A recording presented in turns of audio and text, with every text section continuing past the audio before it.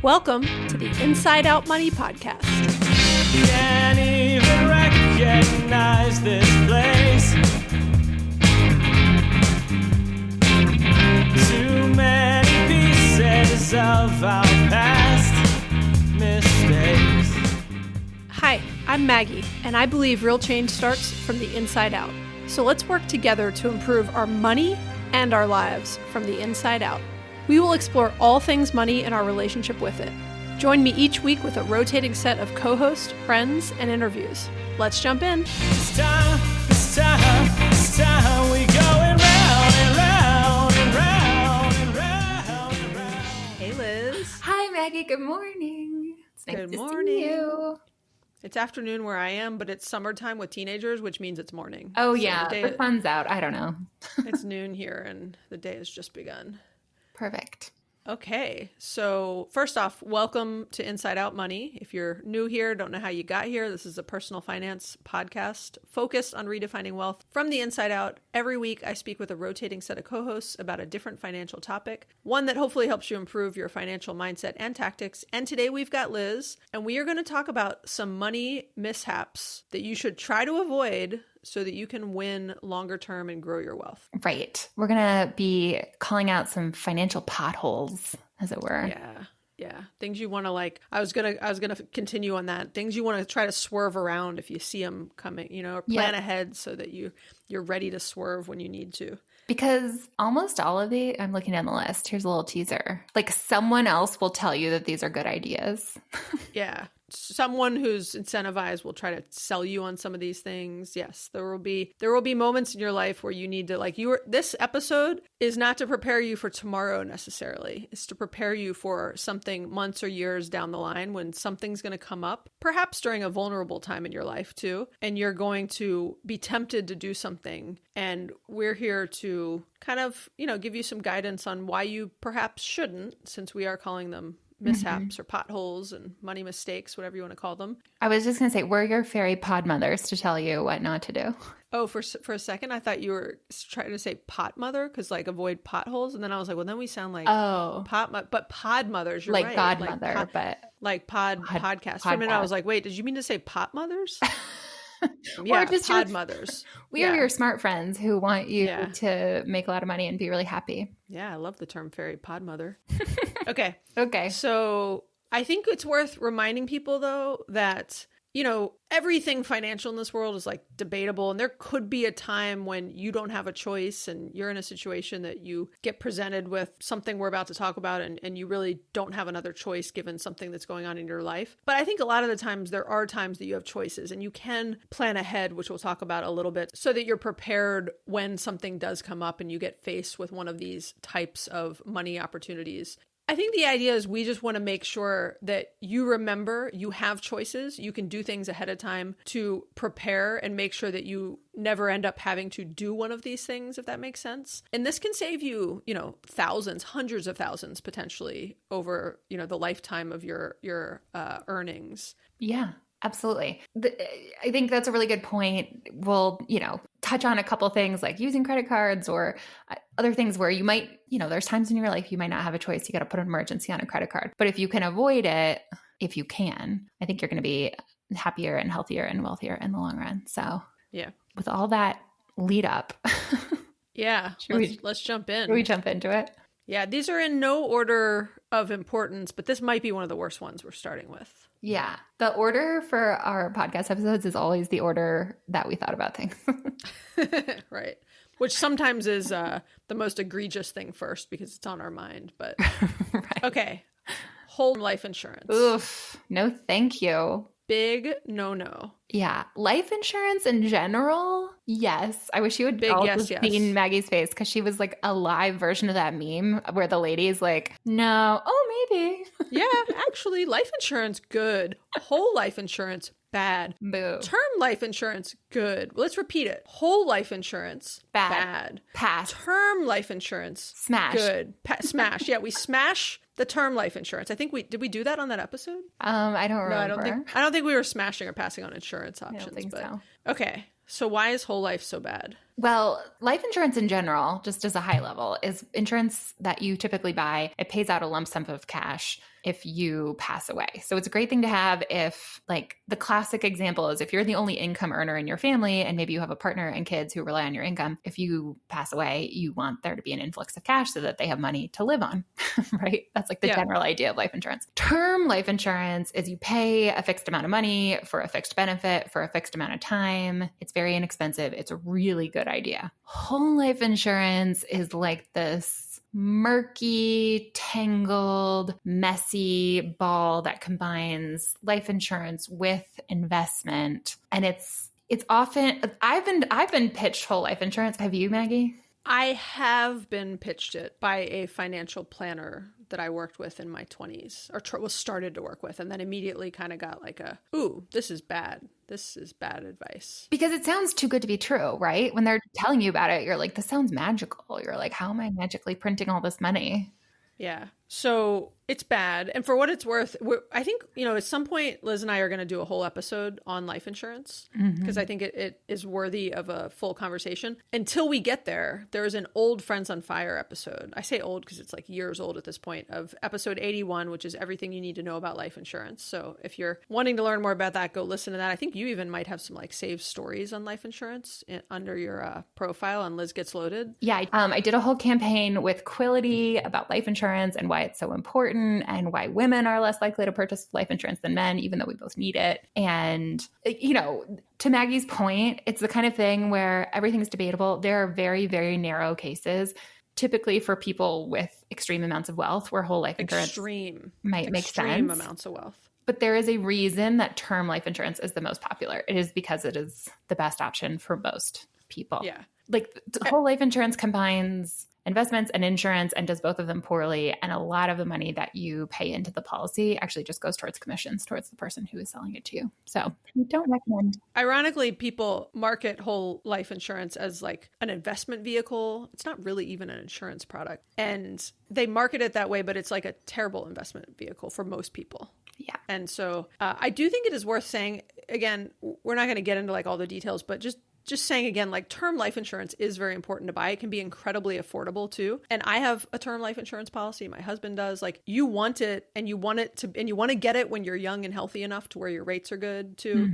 And they're locked in for some period of time. And if you have kids or a partner or some family members, it's meant to give them enough money so that if something happens to you, they don't have to worry about things for when whatever that's going to mean something different to everybody. And again, if you want to go listen to that old Friends on Fire podcast or go watch some of Liz's saved stories on this on her Liz Gets Loaded profile, you can see more on some of the guidance around that. But ultimately, whole life, is it? I always never know if I should say whole term life insurance or just whole life insurance. Well, that's a really good point because I think whole life insurance has gotten a bad rap. And so part of the marketing scheme around it is to give it different names, whole term life insurance. Because if you've heard like, oh, I'm supposed to get term and then we call it whole term, then you're like, oh, okay, this is the good one. It's also called universal life insurance. It can be called, what's the self-banking term? Where you're like, or like universal banking, self-banking, something. I have no idea. I don't know. I heard that one recently and I was like, yeah, they're just coming up with new names for this thing.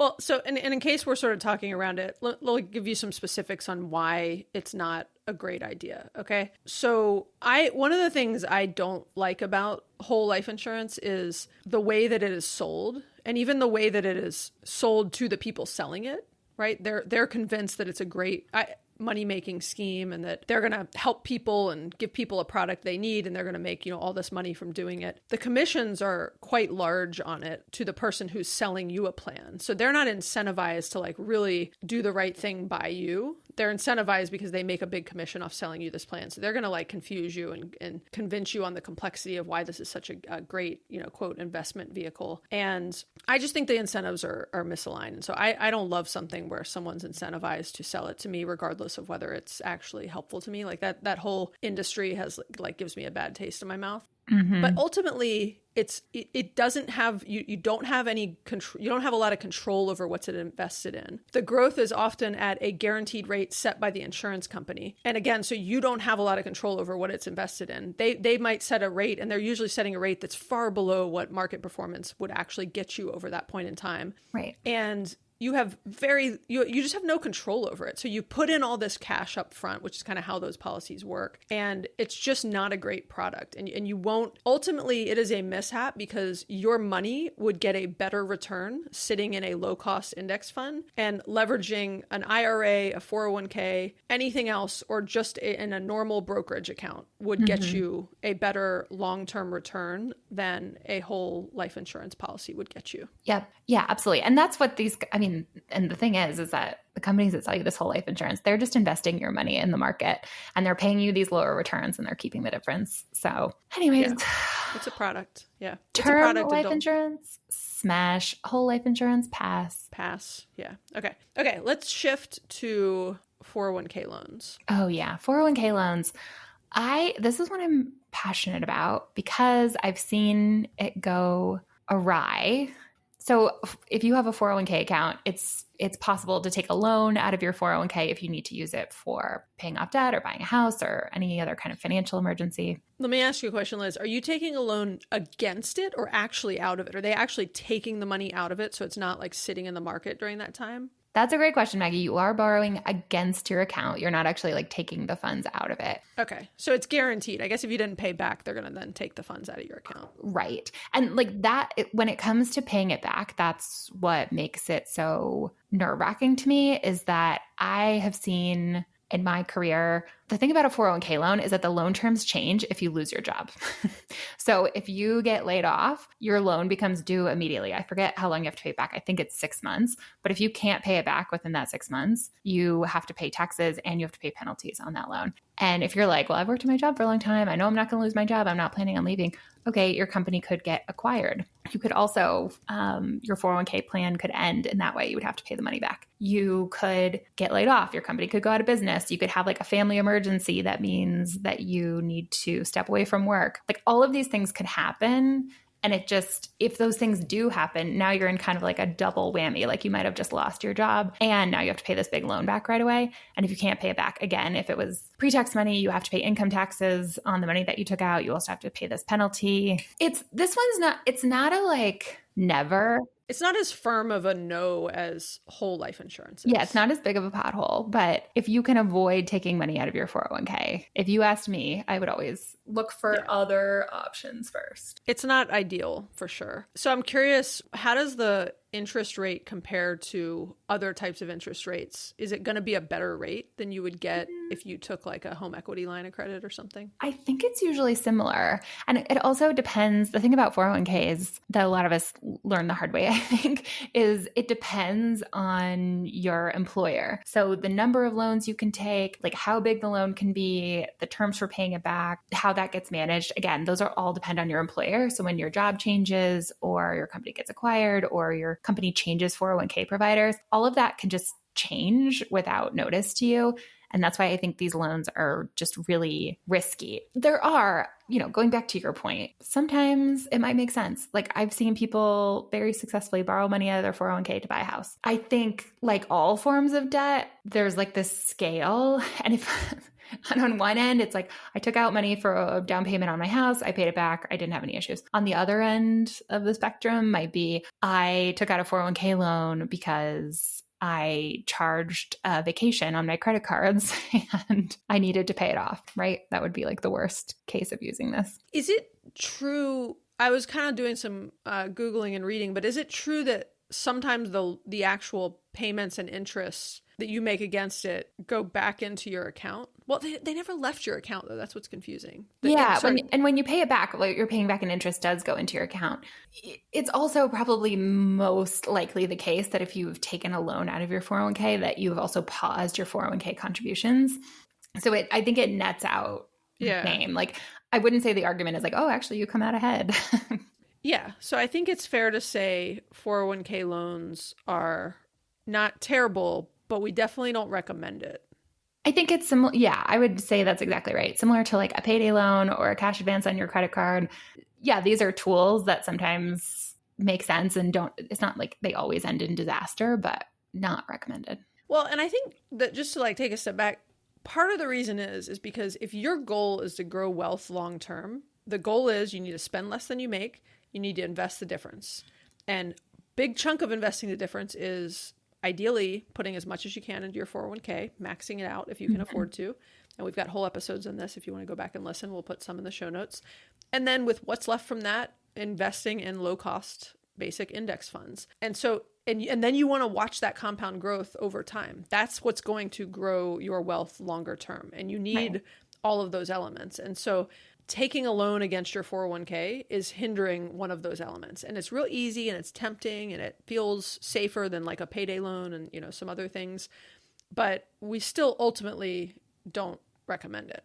It's a last choice. I think you touched on something too, in that it's kind of a mindset thing. Like you should be in the mindset that you put money into your retirement account and then it stays there until you need it in retirement, right? It's for the future. Exactly. And you're borrowing against your future when you... Yeah, you really are. And in the same way that you put money into your taxable brokerage or to your IRA, like there's ways you can absolutely take money out of those accounts ahead of time. But the mindset of I'm going to set this money aside and then I'm not going to touch it because I've already mentally set it aside for another purpose is a really important muscle to flex for your overall financial well-being. Yeah, I agree. So I think that the next we can shift because it's related to all the points you're making about mindset, Liz. The next money mishap is buying things that you can't afford on credit cards, which inherently have a very high interest rate.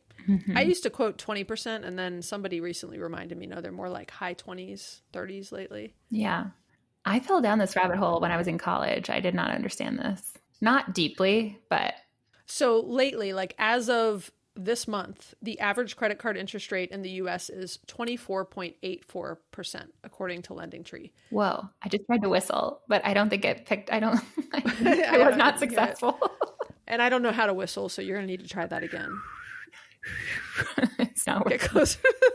I like the visual though of you like trying to, but the mic's not picking it up. It's making like the tiniest whistle. I was trying to like woo, like make that sound, but as a whistle. I think you're just going to need to do the woo. Woo-hoo-hoo. Woohoo. Woohoo. 25%. That is, woof. I mean, I've said it on some previous episodes, like that's almost like predatory. Like that is the business that they're in though. But it is hard once you get in the cycle of being charged a 25% premium on things that you've bought in the past that you're paying ongoing interest on. And that's like compounding, right? It is, is it true that it's compounding? Maybe that's not true. Yeah. Okay.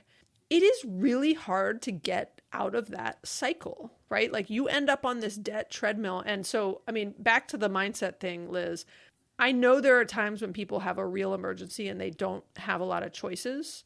I mean, in this case, you're probably fair to say if you had a true emergency and you had to choose between putting it on a 25% credit card or taking out a 401k loan, what would you do, Liz? I know you don't want to do either. I don't want to do either.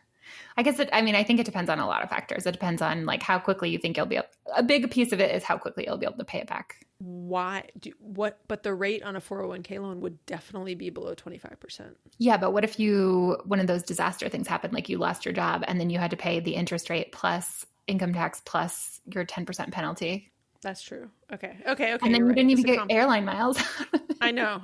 Oh, you're right. I was thinking it was more black and white. You're right. It's a complex decision. Okay. Either way, it's not ideal, right? You don't, and I think the point is, and the beginning piece of what I said, buying things that you can't afford on credit cards. And there are a lot of people out there that are, somewhat not intentionally and mindlessly consuming things that they don't need and can't afford.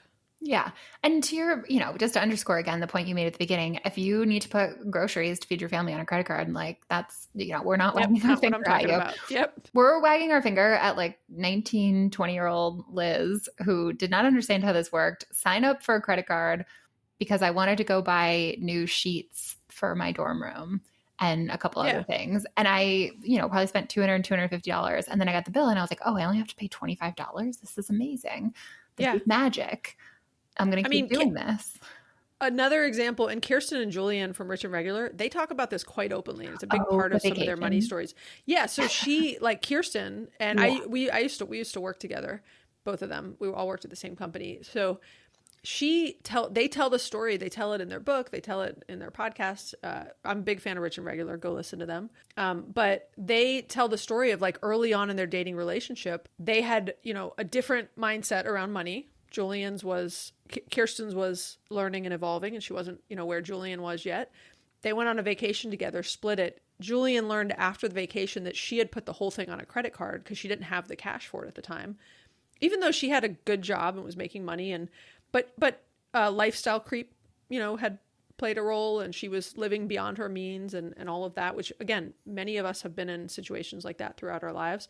And they almost broke up over it because that was such a big, important thing to him. But they had a conversation about it and came to so go listen to their own content about it. But they're a good example of, her admitting like, I was putting something, she didn't need that vacation, right? That's not the kind of thing you want to put on a credit card unless you can pay it off in that month and you're just using it to get the points and miles. I'm a big fan of using credit cards for all your purchases if you can afford to pay the bill off every single month. 100%. I have also been so into the Rich and Regular podcasts lately. It's a really, I used to listen really occasionally, and lately I feel like I'm sitting in the room with it. I'm like, yes, and I have a point too.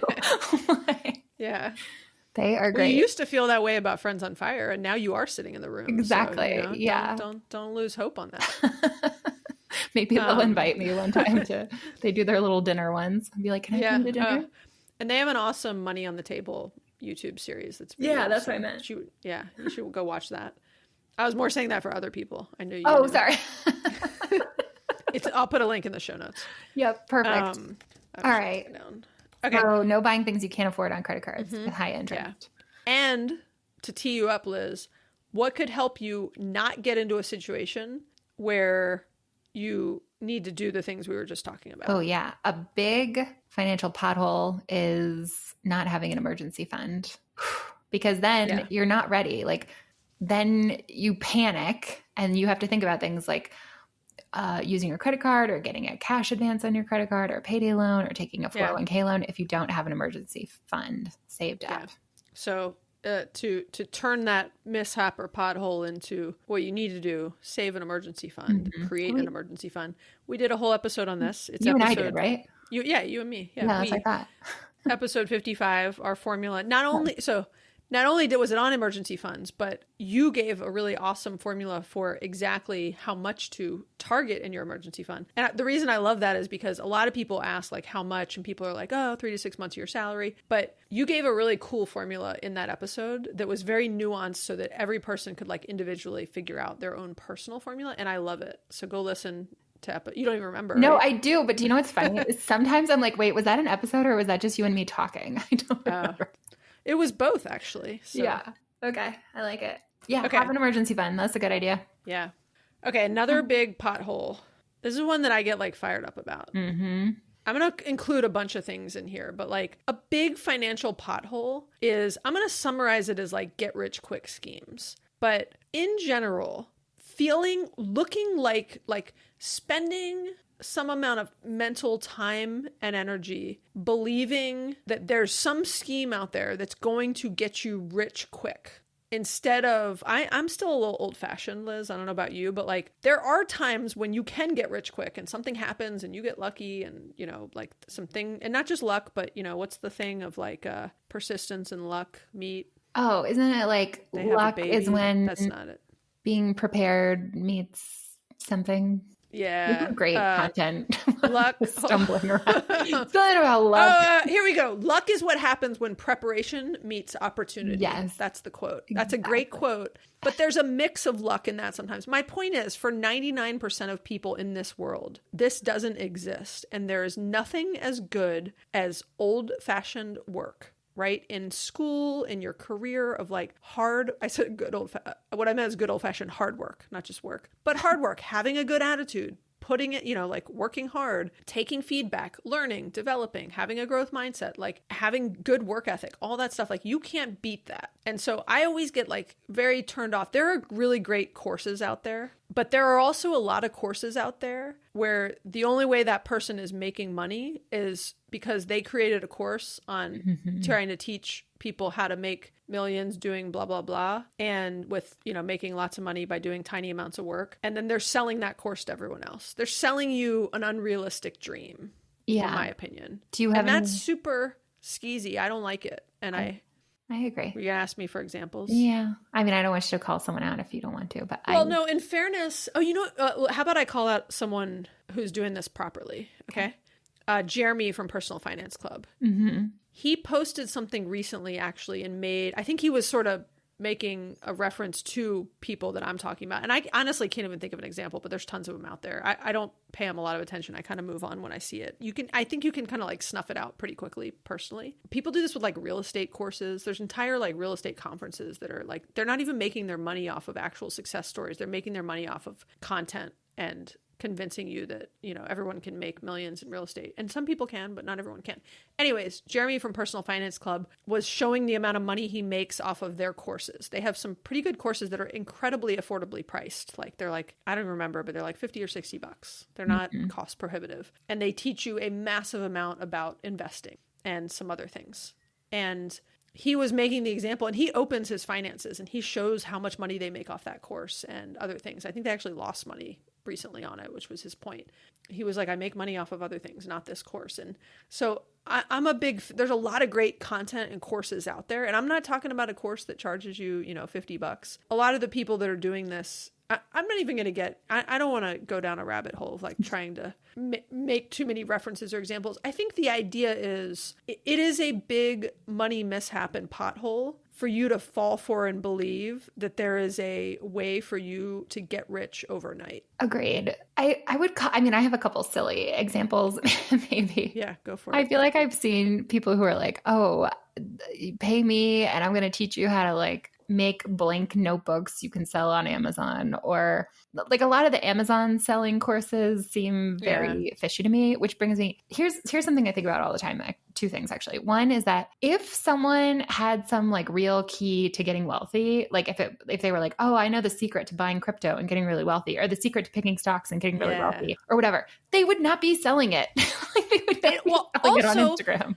Also, they're already wealthy. They don't need to sell a course on it. Exactly. Well, this like is they didn't need to put their money into making. Now, maybe you could say, "Oh, they're altruistic. They want to teach everyone else what they know." But in that case, they could just give it away because they made so much money. Exactly, because it's one of two things. Like they would either keep it to themselves because they'd be like, "I don't want other people to find out about this because like I'm making all this money off of it." Yeah. Or they wouldn't need to advertise it because it would be so popular that like people would just, it would spread via word of mouth. They wouldn't be like giving you this hard sell. I think that often about when I hear funds advertised, like I listen to a lot of podcasts and public radio and they'll be like, oh, invest in this fund or like invest in this art fund or whatever. And I'm like, well, if you have to advertise it, it's like this. It's just, I'm not saying it's necessarily a scam or a skeezy, but like that's a red flag for me. But it also applies to things like, miracle exercises or skincare products or hair care products. And I'm like, if it was actually that good, you wouldn't need to spend all this money on advertising. Like if there was actually something that was a miracle and would make my hair look amazing, it would just spread. Do you know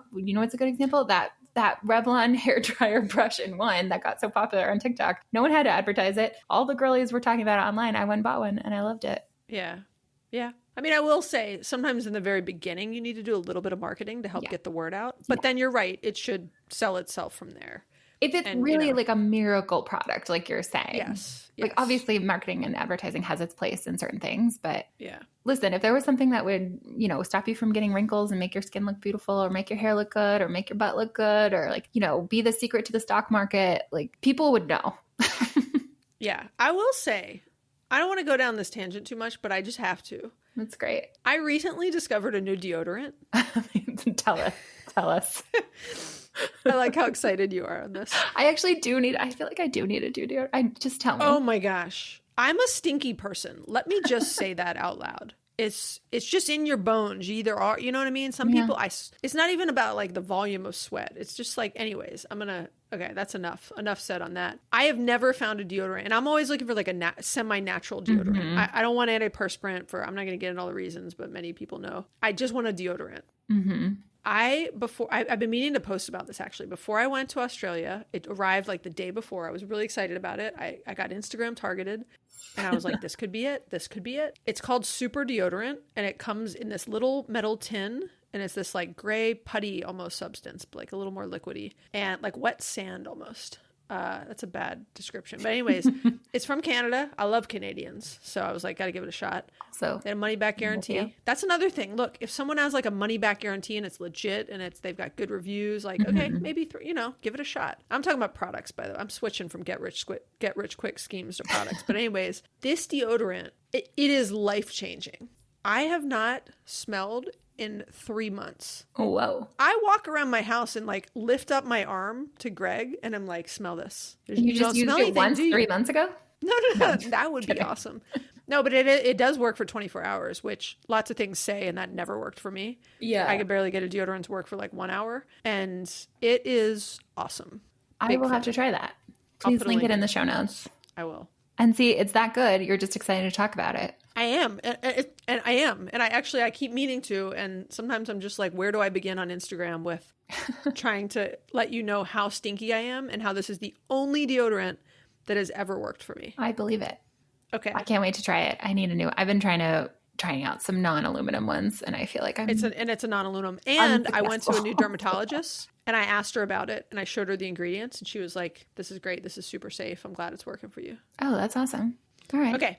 I don't know how we got here, but let's go to the next mishap. Let's go to the next one. This one, you put this one down. Yeah. What do you think? Do you want to do it? No, because I mishap as much as I think I'm like a slightly disagreeer on this. So well, I don't think you could disagree on it. I think I might have misstated it if you disagree. Okay. I mean, I'm not saying you can't disagree. You know what I mean? You can't disagree. I know. You can. We're leaving that. You can't disagree. You're not. Didn't you read your contract, Liz? No disagreeing with the host. Contract. Is it time? When our contract renewal is up? I have some demands. Some requests. They're up any day you would like because, as you know, we don't have one. Every now and then I do check in with everyone and I'll say, like, Andrew's got a lot going at work right now. And I'm always like, Andrew, you don't have to do this if things are crazy. And he's always like, I like doing this. Yeah, it's a nice break. I haven't said that to you lately, but I always remind everyone, like, this is optional. Yeah. Okay. I'll do it though. Okay. We'll see if you disagree. We'll see. Okay? I'm going to leave all that in because I think it'd be good. I think we're really good at this. Okay. I think a mishap, and I'm going to try to say this properly because this is a confusing one. I sometimes get myself confused on what my point is here. We'll see if I can get it out. When you it's great to refinance your home when rates are low. Like rates are really high right now. So if you've got a 7-8% mortgage on your house, and then let's say a year or two from now, fingers crossed, rates someday are back to like 3% or in the high 2s where they were at one point. Yeah, you want to refi. It's great. It's often like a no-brainer. But when you refinance a home, a car, etc., over and over again, which people often were doing like over the past 10 years as rates were lowering, you are restarting the length of your mortgage. So sometimes it's really, and I'll use a better example. So I just want people to be careful with that because you'll never get to an endpoint. And I do have a specific view, which I'm curious we'll see if it's what your point is, Liz, but I'll give you a real example, right? You had a 30-year mortgage that you started a few years ago.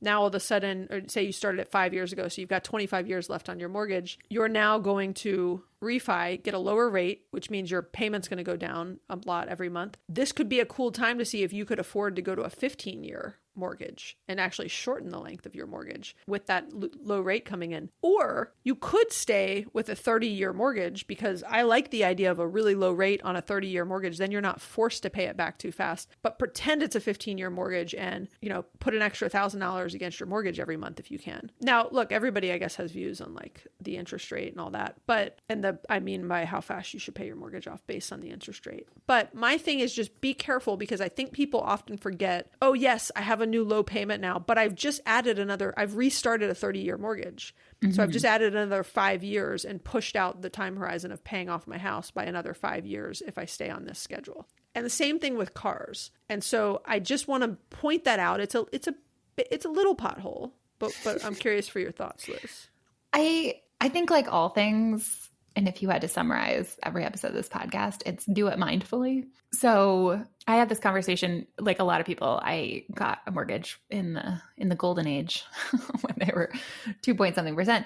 And the broker I was talking to was like, well, when people refinance, they often want to take the full 30 years, but you don't really want to do that because you want to pay off your house sooner. And I was like, no, I will take it I want the lowest payment. I want the longest term. I want the lowest interest rate because I know myself and not to like toot my own horn, but I am financially savvy enough to take that extra money and invest it in the stock market. And I would rather do that. I'd rather have an extra 5 years on my loan at 2%, and I will take the extra money that I'm saving every month, put it in the stock market, and odds are that I'm going to come out ahead. Yeah, I think the key word there is you are financially savvy and disciplined enough to do that. What concerns me about these, and all I want to do is remind people, like there are people who know they can't handle credit cards, and so they don't put anything on credit cards. Yeah. Just know yourself. And so if you're not going to take that extra money and do something good with it, then you just want to sort of, create, I always think it's good that if you know yourself, you either need to create situations and setups for your finances that make it to where you don't have a choice but to prioritize, paying off your mortgage or paying off credit card debt or whatever it might be, versus having a bunch of income that you've then got to have like a lot of extra income. I mean, where you've got to have a lot of discipline every month to avoid lifestyle creep and to avoid FOMO and everything else, and to make sure that that money is going towards something productive for your financial future. Yeah, that makes perfect sense. And sometimes there are fees associated with refinancing. So you might be paying like an origination fee. It might be a couple $1,000s that they're just rolling into the loan. Yeah. And if you're not thinking about that or reading through the information and being aware of that, I get what you're saying. You don't want to refinance your house every 6 months and be so fixated on a monthly payment that you're not thinking about the big picture. Yeah. Well, and keep lowering that monthly payment and be like, oh, that's great. I lowered my monthly payment. Yeah. Now I'm just going to go blow all that other money on XYZ. But I've actually just pushed out the length of my loan, and they've rolled in all my closing costs. So I've increased. And you can look at the tables when you do that loan of like what you're going to pay over the life of the loan and compare it to what you were going to pay in your current one. And so there's so much stuff you can look at, but I think it's just a reminder. Yeah. Ooh, wait, can I add a last minute call an audible bonus pothole? Yeah. Well, there's one more anyways, by the way, but. Yeah, there is one more. Yeah, but right now. Go for it. Yeah. Right now, go. I'm so tired. Okay, I think a big pothole is... Is it a pothole now? I like pothole. We're going back to pot mother. Just try not to pot mothers are here to... Okay. A pothole is optimizing your finances around tax write-offs. Oh. Because related to... Did you put this one in for me? Is this Andrew intervening on me? Like, is this an intervention about us? Because sometimes people will be like, oh, well, every time you refinance too, you get to reset, the interest is higher, so you get a bigger tax write-off. Like you don't want to buy a bigger house and take out a bigger loan because you get a bigger mortgage interest deduction. You don't want to not accept a raise at work because you'll pay more taxes on it. You don't want to live your life trying to avoid taxes. Paying taxes means you're making money. I don't want to buy a new rental property just so that this was Andrew's comment to me is like, he said this to me a few times lately and I need to hear it. So I appreciate it. It's triangulating with you now, Liz. You don't make decisions for tax reasons. Make it for all the other reasons around that. And I think that, tax might be, 1/10 of, the situation that you're trying to weigh, but it shouldn't be the driving factor. And I've let it be the driving factor at times. Yeah, like if something is neutral, so at the end of the year, you're like, oh, I'm going to give money to charity and I'm either going to give it December 31st or January 1st. Think about when it might be better for you tax-wise. But the idea of, I've just heard people say over and over again, like, oh, having this big mortgage is a great tax write-off. I made all this money on my stock options at work, but I had to pay a bunch of taxes on it. So wasn't even worth it. And I'm like, there's no way it wasn't worth it. If you got a huge tax bill, that means it was absolutely worth it. That means you made a boatload of money. Yeah. Yeah. It's a good point. Okay. Good bonus pothole. Okay. What's our last pothole? Okay. Our last one is chasing past performance, buying the hot new stock, trying to outperform the market, generally trying to be what I might think of as a fancy investor. Trying to do that GameStop thing, which I couldn't even explain to you right now. But. Yep. Doing the GameStop thing. People invested in GameStop and made a ton of money. People invested in crypto and made a ton of money. People bought NVIDIA back in the day and made a ton of money. That's great. I think people bought lottery tickets and made a ton of money. There you go. Maybe not the best comparison, but whatever. No, you're totally right. Statistically, though, there are people whose whole job it is to study the stock market, learn everything there is to know, and try to maximize performance and returns. Less than 10% of managed funds, this is according to Investopedia, less than 10% of managed funds outperform the market in the long term, even if they might have a good year or two in the long term. So if people who dedicate their careers to trying to do this can't do it, like I can't do it either. And I think often, okay, when I first started investing money in the stock market, like outside of my 401k, like when I opened a taxable brokerage, I thought, okay, I'm going to put money in here. I was really nervous about it. And my coworker said this thing, which in the long run was helpful. But when I look back, I'm like, oh my gosh, I cannot believe I listened to that person. They said, don't worry, just put your money in the stock market. If the stock market starts to crash, like you're going to know it's going to be in the news, and then you just pull your money out. What? Who is that? I will not name names. Okay. Someone I worked with. Don't pull your money out. That's another, I mean, on your point of like chasing past performance and buying hot new stuff, trying to time the market actually, which was not maybe the initial point, is also a huge money mishap or money pothole that you want to try to avoid. And I always go back to similar to your like 10% stock. I always think of this is a real thing, but it's a story that's often kind of told too, of Warren Buffett in his will, which he revises every 3 years. And it still says this. If something happens to him, advises his wife to allocate 10% of her inheritance to short-term government bonds and 90% to low-cost S&P 500 index fund, which is what we're big fans of. We'll put some link in the show notes to various episodes. Andrew and I have done a lot of episodes on investing in index funds. But yeah, the point is like you not that someone can't beat the market, just like the get rich quick thing. Some people do get rich quick. Most people don't. 99 point, I don't know what percent of people do not. And the same thing with investing. 99 point whatever of people are better off investing in a low-cost index fund than trying to chase past performance, buy and sell when the market's up and down, like time the market. It's not what is going to help the average person grow wealth over time. And it is a big pothole to think differently. And back to your point earlier, Liz, so much of it is your mindset, right?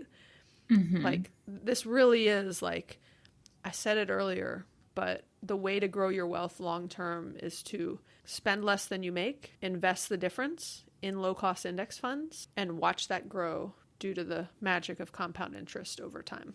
And like you gave a bonus pothole, I'll give a bonus pothole. And I think we've done like whole episodes on stuff like this. Definitely some Friends on Fire ones, but this whole podcast is really about bonus potholes. True. But like avoiding the name.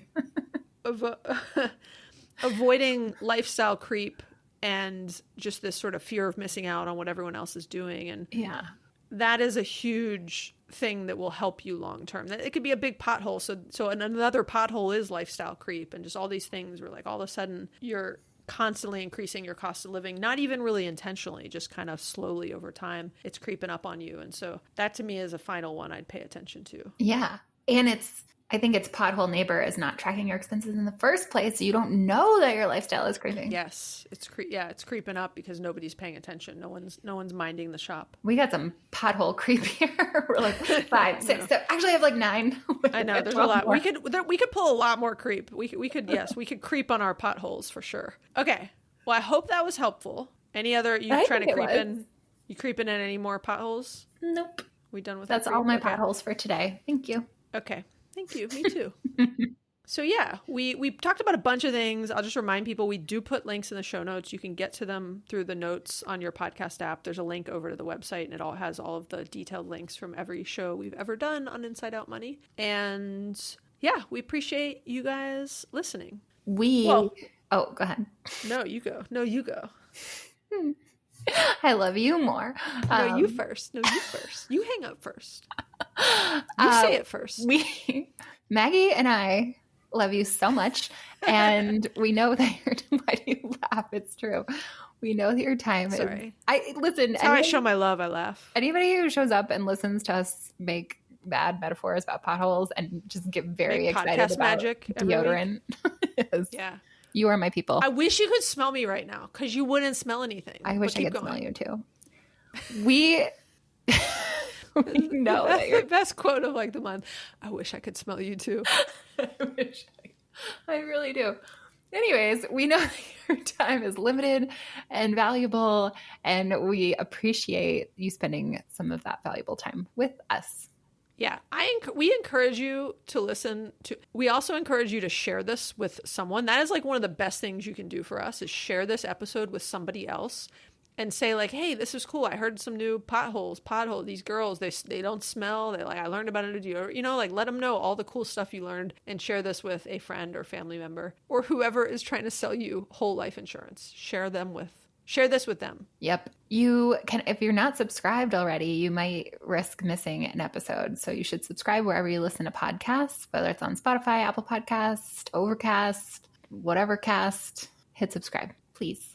Okay. Yeah, if you have any thoughts or questions, we also always like to hear from people. You can leave us a voicemail or text us at 404-981-3370 or hit us up on Instagram. I've been getting a lot of spam to that number lately. I'm not sure why or how. So it'd be really exciting to get like a real person message. That would be nice. I used to get a lot. It's been kind of quiet lately. I get way more messages on Instagram.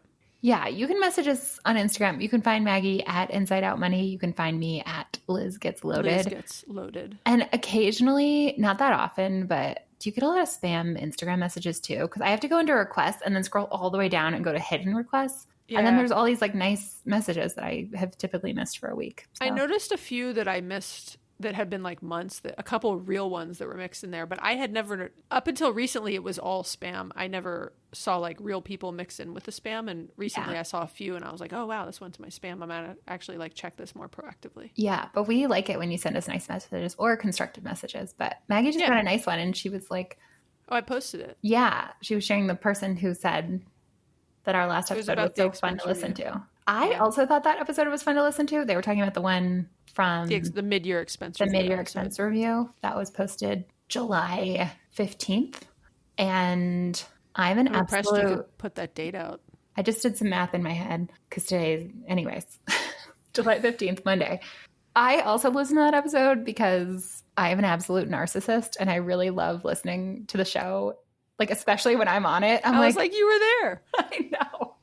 But I'm like, I listened to it. Fun.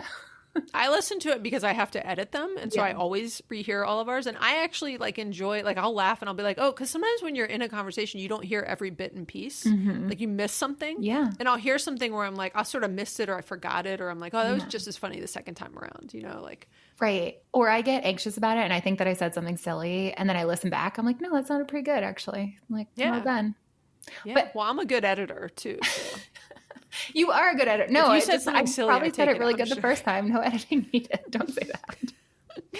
I put in a lot of fake words. I have your voice in AI, so half the time that wasn't even what you said, Liz. I just made something else up. Just kidding. I don't know how to do that. That sounds very technically more advanced than I am in my podcast editing. I would wonder if we could feed all our podcast episodes into like an AI tool, like what it would come up with. It would be like debt treadmill, lifestyle creep, deodorant. Maggie smells. Someone stinky. Lots of. Is this a financial podcast? Lots of talk about random things. Everything is related to money. That's the nice thing about talking about money. Just you can tie anything to money. I'm done. For what it's worth, Liz, I had one of my favorite people just open the door. It's summertime over here. And what did you just say? Say it out loud.